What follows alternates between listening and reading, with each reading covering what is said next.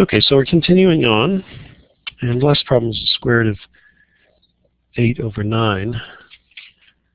So let's do 36. 36 is the square root of 14 over 5, which is the same as the square root of 14 divided by the square root of 5.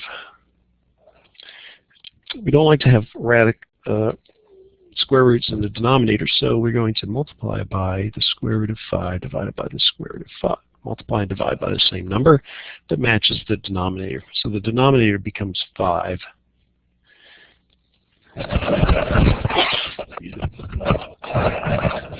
So the denominator becomes 5, and the top becomes, well, since they're both in the square roots, it's just these two numbers multiplied together. So it's 14 times 5. So we get the square root of 70 over 5. There's no way that we can, there's nothing to factor out there. There's none of these perfect squares, so that works that way. Okay, let's look at 37. So we have the square root of 17 plus 2 times the square root of 17. So when you add numbers that involve square roots, they have to have the same square root term. And then you have the coefficient in front, which in this case is 1. So we have 1 times the square root of 17 plus 2 times the square root of 17. So in that case, we can just add the coefficients, and we get 3 times the square root of 17. If we look at 40, we have 3 times the square root of 27 minus the square root of 27, which again, we have 1 implied. So since we have the same square root, we can then just subtract the coefficients. So 3 minus 1 is 2, so it's going to be 2 times the square root of 27. Now, the question is, can we simplify it? Here we couldn't because that was a prime number. But in this case, we can rewrite 27 as 9 times 3. That's the same as 2 times the square root of 9 times the square root of 3. And the square root of 9 is 3, so you get 2 times 3 times the square root of 3. And your final answer is going to be 6 times the square root of 3. And 43 is we have negative the square root of 12 plus the square root of 75, which first look says no, nothing we can do there, but if you can somehow manipulate these so that they both have the same square root, then that means that you have to be able to factor something out. So if we take 12, what is that? 12 is 4 times 3, and 75 is equal to 25 times 3. Well, luckily these happen to be perfect squares, so we have the square root of 4 times the square root of 3 plus the square root of 25 times the square root of 3. So we get negative 2 times the square root of 3 plus 5 times the square root of 3. And now we do have the same thing. So we can just take 5 minus 2, which is 3. So we get 3 times the square root of 3.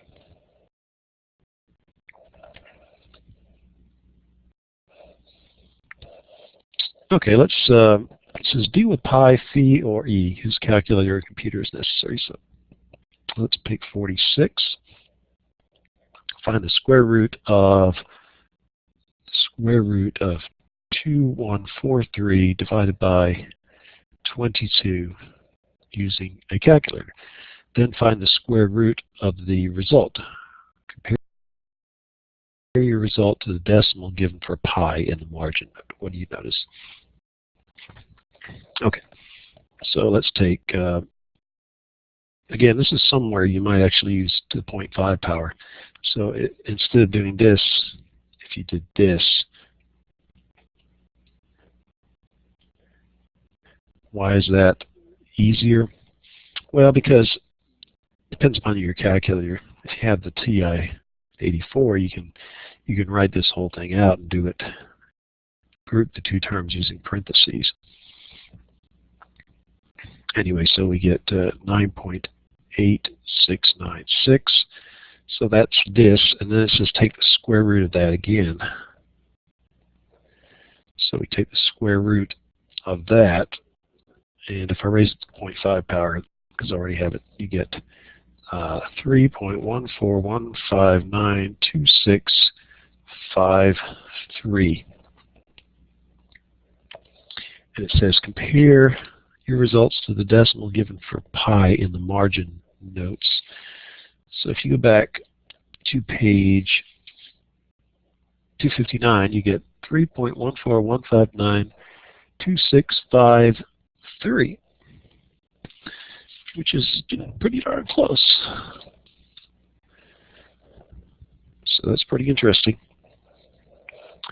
I don't think it's exact, but it is exact to those decimal points.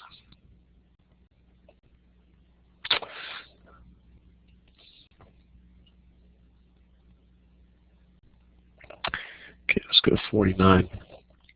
In the Bible, the verse describes a circular pool at King Solomon's temple about 1000 BC. The pool is said to be 10 cubits across, and a line 30 cubits did compass roundabout. What value pi does this imply? So it's saying that you've got the distance across here is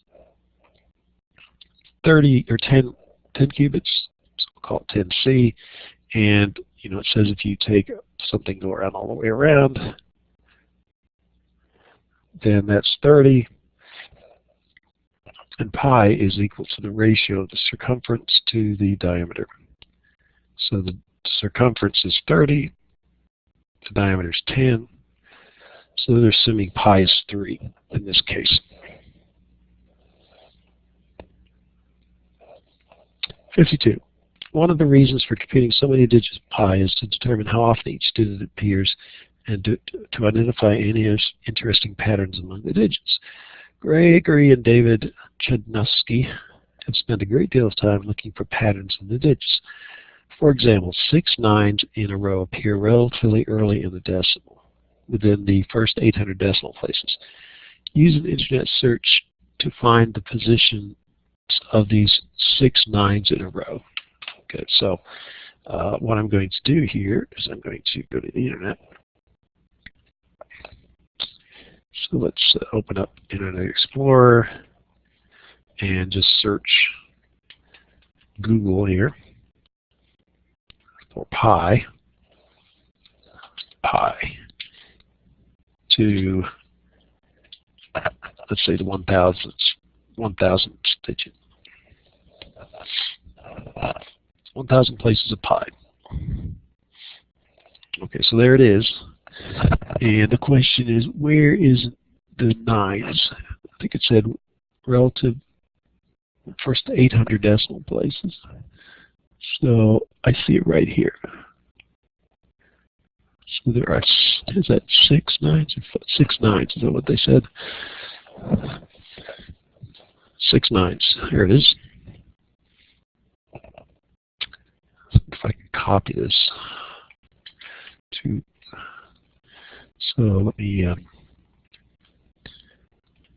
stop sharing, start sharing, paste. Here it is. And if I go down here, here it is. It's right there. So let's just make that bold. Okay. So I guess these are like interesting facts about pi and some of these other numbers that we may not realize. So use a calculator to find the decimal approximation for phi and its conjugate. Comment on the similarities and difference between the two decimals. Okay. So 1 plus the square root of 5 divided by 2. So I get 1.618033989. So this is the first one.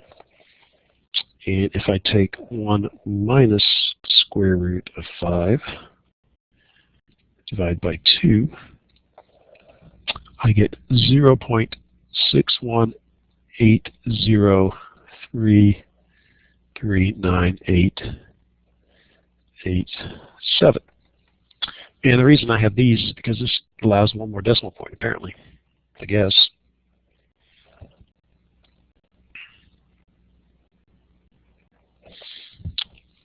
Now, why is that? Well, if you look at it, it's 1 plus the square root of 5 divided by 2, and 1 minus the square root of 5 divided by 2, which is 1/2 plus the square root of 5 over 2, square root of 5 over 2, and you get 1/2 minus the square root of 5 over 2. So it's centered around 1/2.